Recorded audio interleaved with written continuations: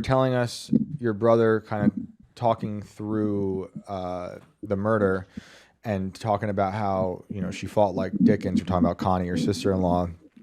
And so he passed away in the hospital? Yeah, so interestingly enough,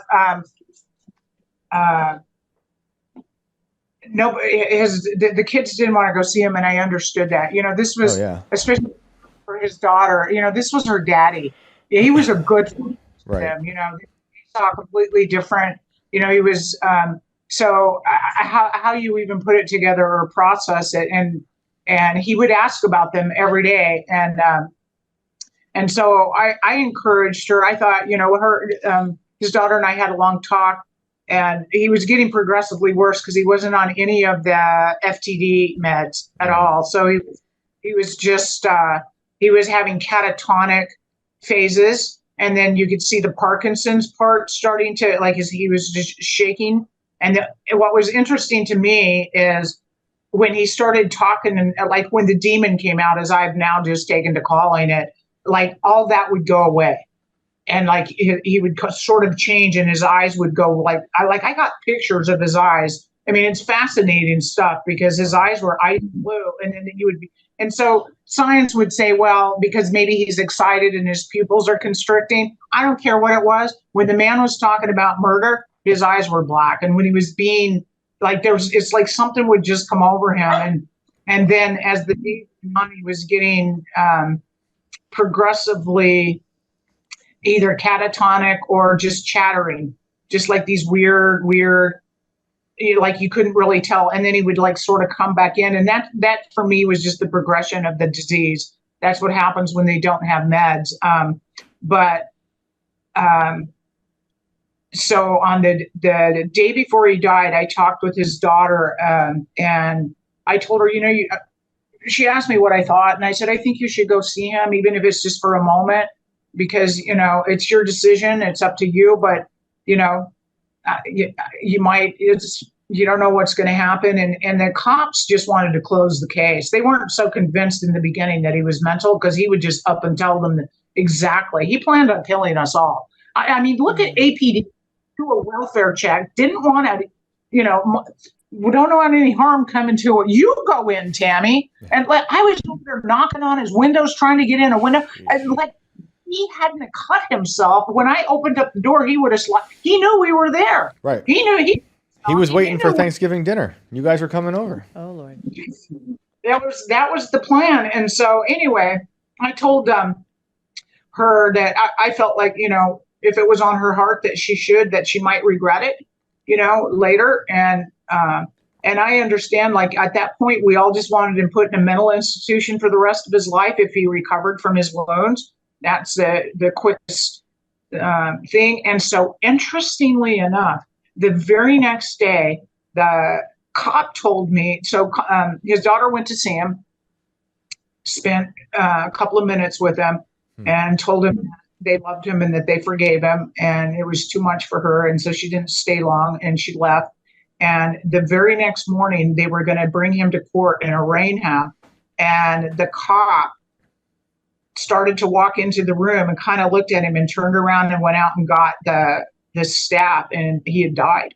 Wow. Just like he knew. So I don't know, you know, sometimes they're waiting to say goodbye. Right. Wow. I don't know if it had to do with that or if he knew he was going to jail, but I just thought that, I mean, it was all very fascinating to me, the timing of everything. And the whole case was just like atrocious. So let me just, on a scientific note, let me just tell you what the OMI did, which is the Office of the Medical Examiner. They'd had a service for her, which was absolutely beautiful, and they didn't release her body. And so this was Thanksgiving Day.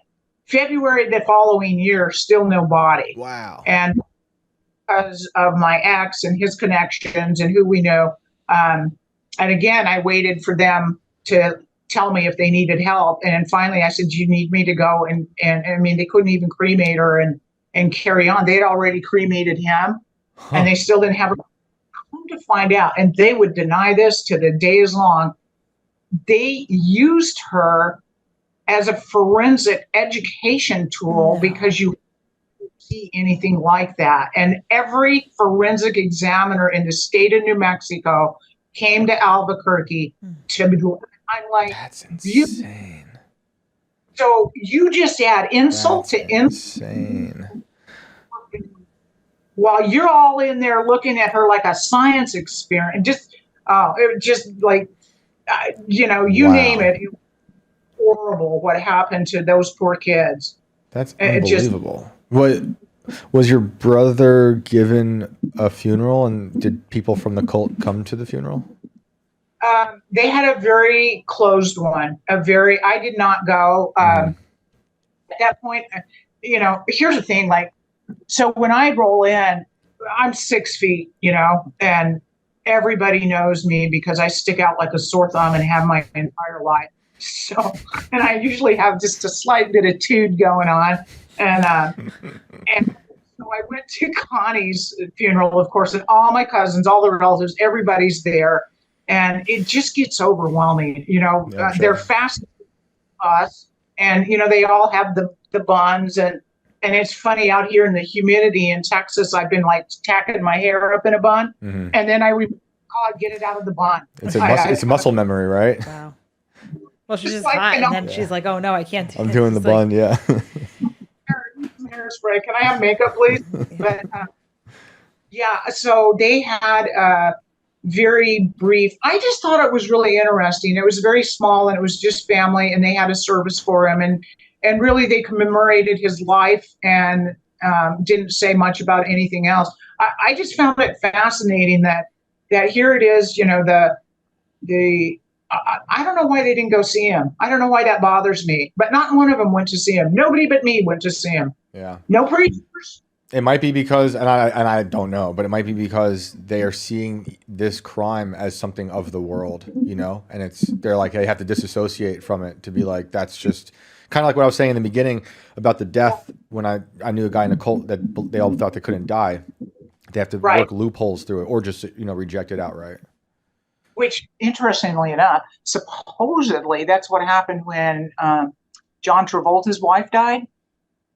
Or was it how they have that weird thing when they were all doing their hinky dinky dinky, thinking that she would come back to life. Right. It happens. This is what these people do. I thinking about the death.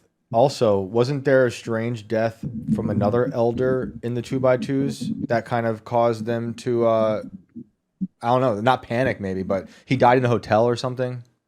Okay, so now we'll get to that stuff. So the truth has a lot of sexual abuse, and in a lot of the cases, as it turns out, it's been preachers who are given free access to kids. Like when I was growing up, the preachers would come. You did what they said. And if like they would come and spend a week in your house. So like in our house, we had this beautiful 4-bedroom ranch style home. And in the very one side of it, way in the back, was a guest room, which quite frankly was probably the master bedroom. But that was the preachers. And they only came like once or twice a year. And we weren't allowed, nobody was ever allowed to go in there. And I always resented it. Brother stacked up in one room, my sister and me in that room, and then mom and dad. And then here's this like pristine room with a bathroom and ensuite and the whole 9 yards. And that was the preacher's room. And you didn't go in there. Did you call them preachers, or were these the workers or overseers? Preachers, workers. And you just had this pristine little throne room waiting once or twice a year for these guys. And no one else got to be in there. No one got to stay in there. Like if we had company from out of town, like cousins came, they didn't stay with us, but you know what I mean? But no, the esteem that they hold the preachers and the workers in. And so let's say they came to our house and they were visiting around a convention time is when the preachers all come in from all over the state, and they'll have certain ones fly in from another state that maybe are going to speak at the meetings. The convention as Thursday through Sunday, and they have 3 2-hour meetings a day. And it's just gospel. And they're in big tents, like a tent revival. And So it's quiet. I mean, looking back at it as a kid, it's just you're familiar. It's what you do. Yeah. But looking back at an operation, and you start thinking about the money that goes into operating a place of that size with 2,000 people and feeding them, and you don't pay for anything. And so that's interesting. But so let's say they come in, let's say we have, and they go 2 by 2. So let's say we get a pair that are coming to our house for a week. Well, mom might say, I got to run to the store. I'm going to leave you with Bill, and you don't think anything of it. But like maybe something of it, you dare not see me. And like I have a cousin who I won't say her name, and I'll let her tell her story, but her dad was horrible. He was sexually abusing her and young men. Mm-mm. And everybody knew, and nobody did a thing. Now, luckily for her mom, while she stayed in that marriage, her mom knew everything that was going on and felt terrible about it. Most times the moms are, what are you doing to bring this on? What do you need to change in you? Right. It goes back. That's like the loophole thing, right? When it comes to these deeply like small sects where they have all these beliefs, they got to figure out a way to make sense of it. And then like there's a lot of alcoholism, and like I always thought it was interesting. I'm my father's daughter, and so I am always questioning, and it always bugged me that, like in my family, my dad owned a gas station, and my brothers had to go work at the gas station every day after school. And their payment for that was that they both got 4-wheel drives. My brother had a Blazer, and my other brother had a Ford short bed. And I was very jealous because I had to stay home and do dishes. Right. And so I was quite sullen and snappy because I wanted to go work at the station. And quite frankly, I probably would have been a better employee. But just kidding. In our lives as women, that you're delegated to cleaning the house, taking care of the man, and when I look back, like a lot of the girls were not just preachers but dads, and Jeez. There was a lot of alcoholism, and like my dad and his struggle with alcohol. When I left the church, my thing was like, man, if the man wants to throw down a few drinks, let him throw down a few drinks. Like, why is it such a big deal? I felt like at the time that the reason that dad was a binge drinker. He didn't drink all the time. Mm-hmm. But when dad would drink, he went to, I didn't even know this. I had no idea. I didn't even know what alcohol smelled like until I was like 17-ish or so. Mm-hmm. And they took me in because dad was in his real estate office, holed up in there. And it was before I had left home. And that was the first time I knew. And then dad would swish Listerine all the time, like that was going to mask the smell of booze, right? And so like I didn't know. I didn't even know what booze smelled like. I just knew like you'd go into hell if you drank it. So right. That was the last thing I ever thought about my dad. Fast forward, and I'm in the field of addiction, and we detox. And one of the drugs we use, because alcohol, if you stop suddenly, can kill you. Yeah, that's right. I trade off that. Don't ever just stop suddenly. We would use a benzodiazepine, Librium, because it's an extended capsule and you don't really get high off it, but it keeps you status quo, and we titrate you down in a week, and then you're safe and you can go about your life. My dad always had Librium around. And I swear to God, when I opened up my treatment center and saw the medical protocols, my whole life fell into place. I was like, well, no shit. Wow. That's wild. Holy mollies. But like sometimes I felt like, it was the restrictiveness, I don't know if I agree that, I believe that trauma is the gateway drug. That's what I believe. And when I went to school, I knew that the shit that I had seen and the life that I had lived and the trauma that I had endured, there was a lot of other people feeling the same way. And I believe that when somebody who becomes addicted starts using for the first time, it does something different than it does to a normal person that doesn't have the trauma. There's a feeling like you just can't chase it enough because it just sort of takes it all away. Even if it's a moment in time, you know, it takes it away. And so I feel like that. I feel like my dad knew a lot of what was going on and wasn't okay with it. And I know that his brother, who was very high up in the church, they had some sort of rift and didn't speak for a number of years. And they're just so secretive. Like we just didn't have data. The more you asked, the less they said. Like if I said to them, well, who founded us? I used to ask that all the time because I would be like, okay, I know like who founded the FLDS. Like everybody sort of has a leader, right? You know, like where come from, and they would give me some cock and bull story about like, well, you know, a mustard seed takes 100 years, and I'm like, God, I'm not ordering a hot dog. I just want to know talking about mustard seeds. And then years later, I read this beautiful story about a mustard, how a mustard seed grows, and I was like, oh, I guess there's a little more. He had a point, except this mustard seed became a cult. But when we're talking about it was an elder who died in a hotel, I think, and that led us to the sexual allegations. So that dude was abusing girls, right? But here's the deal. So word on this street, and you know, I am telling you, I'm not a conspiracy theorist. I'm kind of turning into one because I'm watching like the Olympics. Yeah, that's fine. Welcome to the club. Snackers, I'm in. Yeah. Like, I've never been a conspiracy theorist, but you start looking at stuff and it just doesn't add up. So this guy is going to take the church down because now he's under investigation, and they've got real hard shit on him. And he just randomly dies in a hotel room alone. Oh, you're thinking there's something way suspicious to it. I'm just saying, I find that very odd. I don't trust him.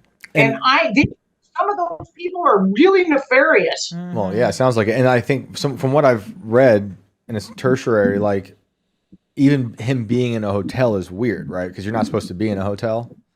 Yes. So do you think he was placed in the hotel? I think somebody did something to him and either met him at the hotel or, and I don't have all the data on it. And I probably will because we have some connections in there with the FBI. But there's questions. Let's just say there's questions because it doesn't make a whole lot of sense. So the FBI starts an investigation within the last 2 years, 1 year? The people that I talked to, it's been about, well, by now it's probably 2 years, but it started with the Australian 60 Minutes.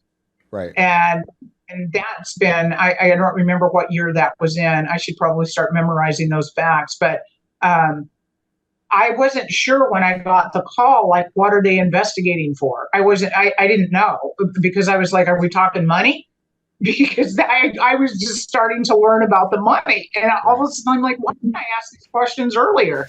Like I remembered I have like, and honest to God, my mom was such a true spirit. She would have never laundered money in her life. Right. You couldn't get my mom to tell a lie. I mean, she was as God-like as they come, as Christian-like as they come.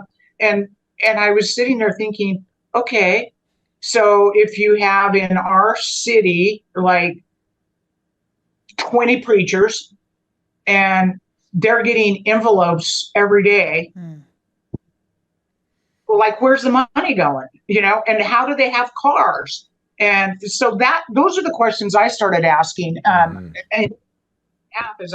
as I started to try to piece together, like, why was my life like this? What happened? Why don't they believe in demons? Am I crazy for saying that I saw demons? Because I've seen them repeatedly throughout my life in these situations. And then when the Carlin thing happened, it's like, okay, I can't avoid it.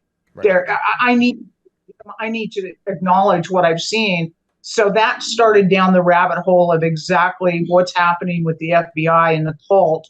And the money part of it, they're being very hush-hush about, you know. And so that I don't know. I just know that I was asked questions. What's that phone call like? Like, is it just like, hey, this is so-and-so agent, special agent from the FBI. We're calling because of da-da-da-da. And do they just kind of let you rip or what? I was given your number by, and so like I knew immediately because I had been in a couple of the Facebook groups, and then I blocked them because they were passing data on me back to my family. Like we were in Malibu, my brother went to Malibu looking for me, and I'm like, you can pick up the phone and call me if you want to meet me. Why you got to sneak around and spy on me? You know, so the questions that, so I've talked to two, and the first one was, I think my one cousin that was sexually abused, she gave them my number, and I got a call. But you know, I spent 25 years with Paul, and so I was constantly around FBI and cops and whatever, and loved them greatly. So I didn't really think much of it. I'm happy to chat, but some of the questions that they were asking, I think they're going to start tracking the money, and they're not coming out and saying that. But when you look at, in order to build a case for sexual abuse, you have to have cooperating witnesses. And if nobody wants to cooperate, or you come back to the table later, then you're talking about, remember the FLDs when Warren Jeffs was arrested and they removed all those kids? Yeah, vaguely. When you look at the people that they took from the compound, right, the only life they ever knew. Right. And so they're not about to talk. You know, they just want to go back to the compound and go back to life as they knew it, because they're removed and put into foster care with strange people and strange beliefs. And it's very much the same way is, you know, when they have trouble finding people to talk openly, and these groups, these Facebook groups, rat people out. And the next thing you know, you might get a visit from the workers. So they're posing. Are they posing as former members and then kind of dragging the lake of people who've escaped and then reporting back? Dang. So this whole network that they have, I think a lot of them are very legitimate. I mean, they're just people going, "Oh my God, I'm so screwed." You know, I mean, if you listen to their stories, they're so similar that, like, everybody just has problems. They don't know how to live. Nobody knows what to do with all this information. You know what I noticed is looking at different videos about the 2x2s, and there's a lot on YouTube. If you go through the comments, there are so many people being like, "I was in this. I had no idea what it was." You know, they're like, "Thank you for the video." They're feeling less alone, and there's a ton of comments. I mean, it seems like it's a smaller cult, but when you look at all these YouTube videos, there are so many. It's huge, and I used to tell people that all the time, like, I literally could get on a plane to any country, make a phone call, and be in someone's home that night. They're everywhere. Right, because when people got to remember, there's no website, and it's basically all word of mouth, but it's international. There are these conventions. People are going from house to house. It's wild. So you think what do you think with the money? You think it's just people getting rich? I think that somebody somewhere is getting real rich. That's what I believe. I've watched money my whole life. My family, look what they did to me. They're so weird about money. Like, you know what? The most, like my younger brother, the one that was with me, you know, he got sober very early, but you know, he went through, I won't tell his story, but he's kind of hilarious. Like he first gets sober and he's a kid, right? I mean, dude, he was like freebasing at 14. Wow. You know what I mean? Yeah. The truth to him. Yeah. And I moved him out to LA to live with me because I'm like, dog, you got to quit wrecking mom and dad's cars. You can come out and live with me. Well, I didn't know I thought he was snorting cocaine. It was the 80s, right? Everybody was snorting. Right. But I didn't know he was smoking crack, they'd call it today. But like, I was so dumb. I used to sit and drink beside him while he was like, he would want me to sit beside him in the bed because he was afraid he was going to die in his sleep like Jim Morrison. And I'd be sitting there drinking. You really need to get your shit together, dude. This is like, okay. What a scene. I know. You don't have an idea. You release the cult. And there was a TV show, if you ever have a chance to watch it, on the Amish, the Escape, but they left the Amish, and it's one of the TV shows that follows this group of people that leave. Like, are they on a Rumspringa? I think so. Yeah. I think I watched them and I related to these guys so much because they go out and immediately start drinking and partying and getting in over that, and they, just life gets screwed up real quick for them because you go from, every move monitored to suddenly Total carte freedom. blanche. That was my brother. And so when he got sober, I think he got sober at 20 or 21. His first job was working at an offshore porn company on the internet. Right? I know. It's hilarious. Like, that's not very spiritual, my son. You got to write a book, Tami. You got to write a book. Yeah. So anyway, like for him, I don't know why I was talking about Darren in the porn, except that drugs, people leaving. Yeah. It's money, someone getting rich. There you go. It's got to be the money getting rich thing. Oh no, you know what I was thinking of is, so now we have cell phones. So back before cell phones, I had TVs in every room. Not that I had any scars from growing up with no TVs. As soon as I got good, a TV went in every room. I play them all day. So, overcompensating. No overcompensation for me. But it was like the weirdest thing because like Carlin, Connie, everybody would come to my house if there was something they wanted to see on TV. Funny. And I'd be like, I thought TV was against the religion, right? Mm-hmm. So then I hear that they have them in closets and that they pull their own, when TV. And I'm like, oh, interesting. So I guarantee you they have a website. Oh, wow. How do you find it? Right. Portals. Right. Portals. That's right. I should have. Secret cult website out there. Someone out there is listening. We got to find this secret cult website. I'm telling you, I guarantee you, because they're too organized. That's what it sounds like. I mean, even back in the day with no internet, they were organized. Like right. They had, they made their own hymn book, for instance. That's right. There's like for years, I thought those hymns were like everybody's hymns. I had no idea that they just sort of rewrote all the hymns they liked and made their own version of them. Yep. And in print. So who's paying for that? Where does that come from? When you're in it, you don't even think of those things. No, you never question. You just soldier right through it. Unless you're me, start thinking, and then you get told, God's going to get you. Right. That is so wild.